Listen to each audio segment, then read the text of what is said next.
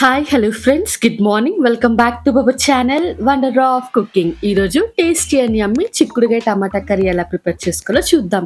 ఏంటి ఇది కూడా పోస్ట్ చేయాలా అనుకుంటున్నారా? మరి రాని వాళ్ళ కోసం ఎలాగా? అందుకే ఈ కర్రీ ప్రిపేర్ చేసి పోస్ట్ చేస్తున్నాను. డెఫినెట్గా ట్రై చేయండి. వీడియోలోకి వెళ్లే ముందు చిక్కుడుగాయలో ఏం హెల్త్ బెనిఫిట్స్ ఉన్నాయో చూసేయండి.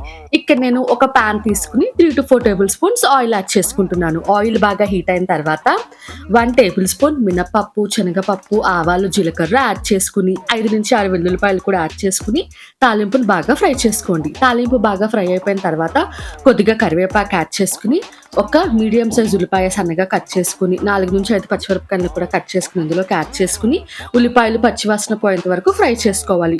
ఆనియన్స్ బాగా ఫ్రై అయిపోయిన తర్వాత 1/2 కేజీ చిక్కుడుగాయల్ని సన్నగా కట్ చేసుకుని యాడ్ చేసుకోండి. ఇవి నైటే మనం ఒలుచుకుని పెట్టుకున్నాం అనుకోండి, మార్నింగ్ త్వరగా ప్రిపేర్ చేసేసుకోవచ్చు అనమాట కర్రీ.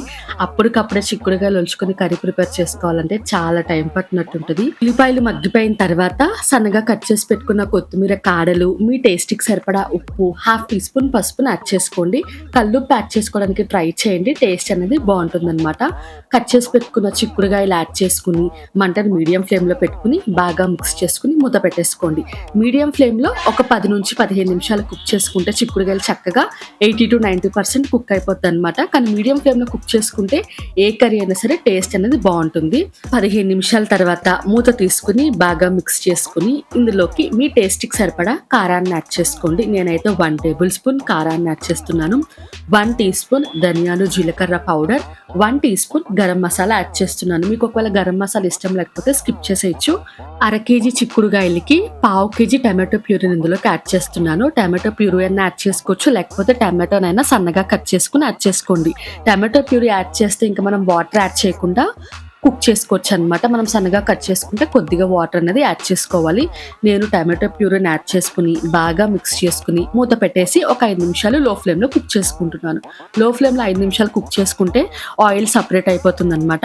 అప్పుడు సన్నగా కట్ చేసి పెట్టుకున్న కొత్తిమీరని యాడ్ చేసుకుని బాగా మిక్స్ చేసుకుని ఇంకా సర్వ్ చేసుకోవచ్చు. మీకు కొత్తిమీర కాడలు ఇష్టం ఉంటే యాడ్ చేసుకోండి, లేకపోతే స్కిప్ చేసేయండి, అది కూడా మంచి ఫ్లేవర్ ఇస్తుంది. ఇక కొత్తిమీర యాడ్ చేసుకున్నాక బాగా మిక్స్ చేసుకుని ఇంకా స్టవ్ ఆఫ్ చేసుకోండి. దింపే ముందు ఉప్పును మాత్రం చెక్ చేసుకోండి. మనం ఏ కర్రీ ఎలా ప్రిపేర్ చేసినా సరే ఉప్పు సరిపోతే మాత్రం ఆ కర్రీ టేస్ట్ ఉండదన్నమాట.